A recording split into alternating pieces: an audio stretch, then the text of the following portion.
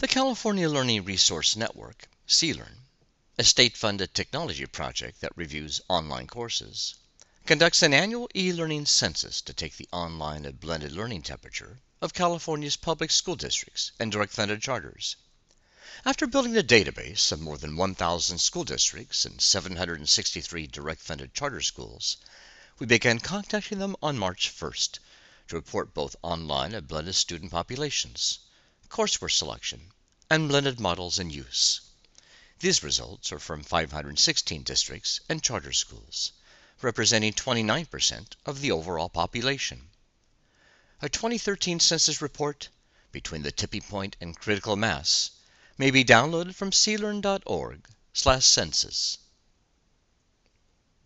While charters make up 43% of all school entities, just 28% of our responses came from direct-funded charters. Census data from locally controlled charters is included in district data and was not separated out. Direct-funded charters, though, are independent entities controlled by their own governing board. In addition, we've disaggregated data from both elementary, that is K-8 or K-5 institutions, and unified school districts, that is K-12 or 9-12 institutions. As you can see on this chart, data came from 516 entities, and in the bottom, elementary and unified districts are roughly fairly even. While we don't have a breakdown of the total elementary districts and charters in California, we can state that the 2012 census included 56% unified districts and charters, while the 2013 census, both elementary and unified districts, are split fairly evenly. Because of the inclusion of more elementary districts and charters, this year's census results may be lower than reality. So, how many districts are implementing online learning? We found that 46% of all districts and charters indicated they're using some form of online or blended learning. While last year's data indicated that we may have passed online learning's tipping point, this year's census seems to indicate that online and blended learning is firmly entrenched in California schools, and that we're in the period between the tipping point and critical mass.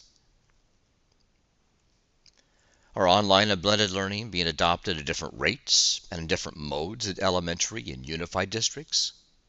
In 2012, 16% of elementary districts reported students were learning online.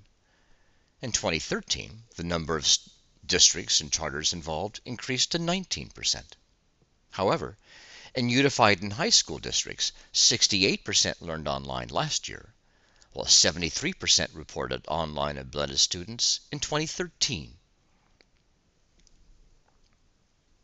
E-learning adoption even varies between charter schools and school districts.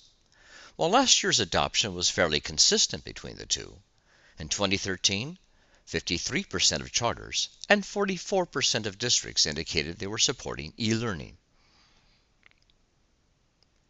If districts and charters weren't involved in e-learning, we asked them if they were currently discussing or planning to implement online learning.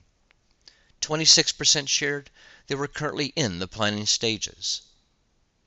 However, unified and high school districts and charters are more invested in investigating online learning than elementary districts. Just 20% of K-8 districts that are not e-learning say they're planning to implement it, while 44% of unified and high school districts and charters are planning to implement online and blended learning. Desire to implement e-learning is fairly equal between districts and direct-funded charter schools, with slightly more districts in the planning process. 24% of direct-funded charters plan to implement it, as compared with 27% of school districts. In 2013, 28% of the districts indicated online or blended learning was taking place in grades K-5, 49% in grades 6-8, and 78% in grades 9-12. Last year's census indicated that most districts and charters are tiptoeing into online learning, and the relative numbers of students involved in each district was low. That has begun to change, though, as districts and charters gain more experience. The 2013 census indicates that more students in each district are taking part in online and blended learning. Last year, 24% of all districts and charters had fewer than 20 students learning online, while this year that percentage has dropped to 13%, indicating that districts are involving more students in online and blended learning.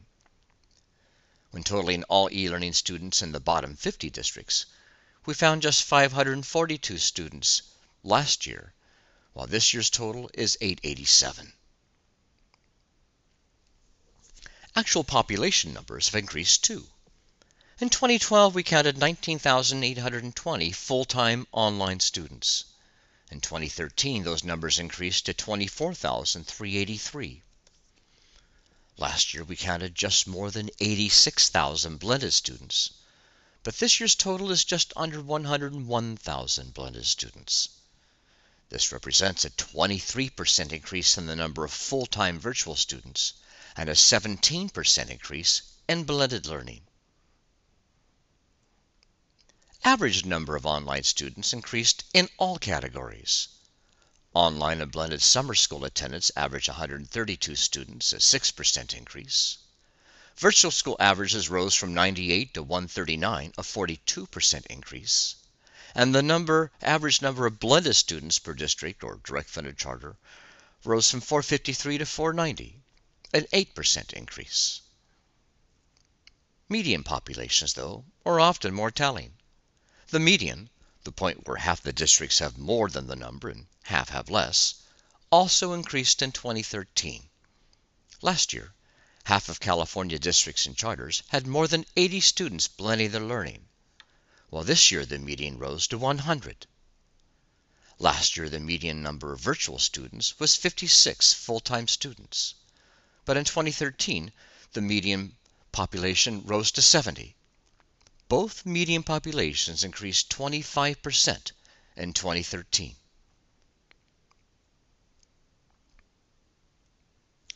Summer school also increased over time. In 2011, there were 90 districts participating in online or blended learning. And in 2012, we found 105 districts utilizing online or blended learning.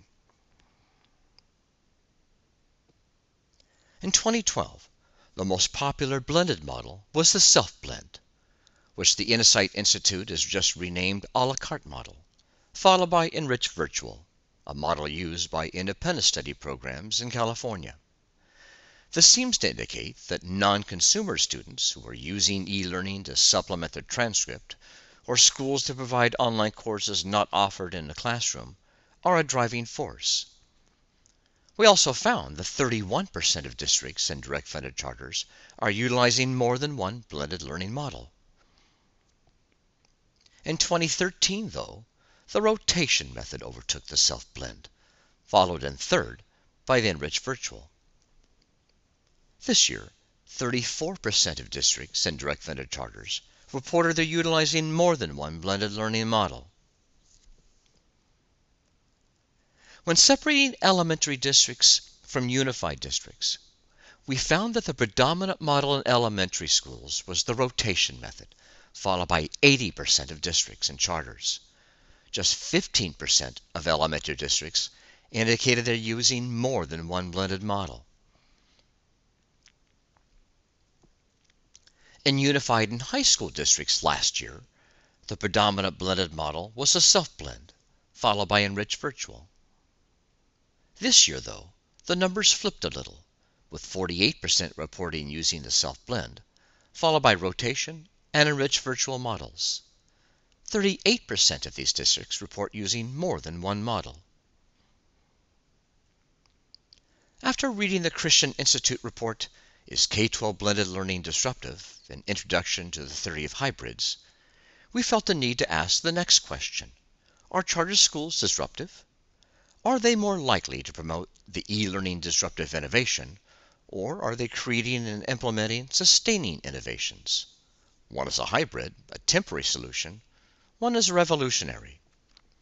So we looked back into the census data to find out if charter schools are more disruptive than traditional school districts. The answer is not what you may think. The short answer to our question is no.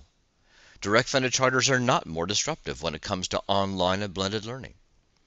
Whether it's comparing enriched virtual, flex, or a la carte.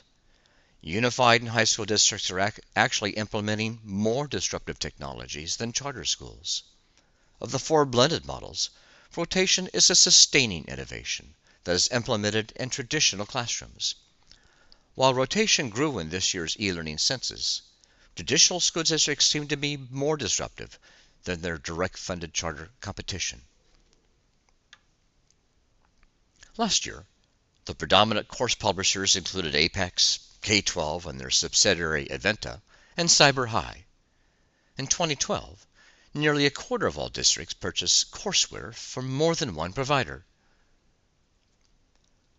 While California schools purchase courses from a variety of publishers and providers, the top four players are nearly the same as last year: Apex, Aventa, Cyber High, and Odysseyware. We found it interesting that a substantial number of districts are creating their own courses. However, while 23% of districts purchased courses from more than one vendor last year, 46% of districts and charters utilized multiple publishers this year. This seems to both confirm virtual and blended learning's expansion and districts' willingness to select courses that meet the needs of specific populations. Districts creating their own courses or blending their learning primarily utilize the Khan Academy, dominating at 87%, unchanged from last year. As the census drew to a close, we sent a supplemental survey to those districts that were purchasing courses, asking them about their selection process. When asked what factors they considered when selecting courseware, the top four choices were price, comparing courses to standards, the UC A to G approved list, and examining course outlines. Sadly, few districts realize that by selecting from the A to G course list, they're actually depending on eLearning's certified course reviews. What specific actions do districts and charters undertake before purchasing courses? While a few districts indicated they took no action at all, 23% or 77% asked for a demo account, 74% had the vendor demonstrate the course to them, and about 72% had teachers sample courses. Unfortunately, only about half of districts asked other districts about their opinions, and only about a third had their own students sample those courses for their opinions. How wide do districts survey the landscape when investigating courseware? Nearly a quarter shared they investigated one or two publishers, while another 24% looked at 3 publishers. 52% of districts and charters investigated 4 or more publishers. How many courses from each publisher did districts sample before purchasing? Sadly, 16% shared they looked at none or one course before buying, 28% looked at 2, 17% at 3, and 40% indicated they looked at 4 or more courses. Who teaches online and blended courses at charter schools and districts? Nearly 3/4 of all districts and charters shared that their own teachers conduct online and blended courses, while 14% utilized a provider's teachers. 11% of districts and charters use a combination of provider and district teachers. Given that teaching online requires a different skill set than classroom teaching, we wanted to know if online and blended teachers had been provided professional development specific how to teach online. 22% of districts and charters provide no teacher training to online or blended teachers. Finally, we inquired about the learning management system districts are using to host online or blended courses. While most districts or providers provide their own learning management system, we found a significant number of districts were using Edmodo, followed by Moodle or its variations, and Haiku. Not far down the list, surprisingly, are district-created management systems.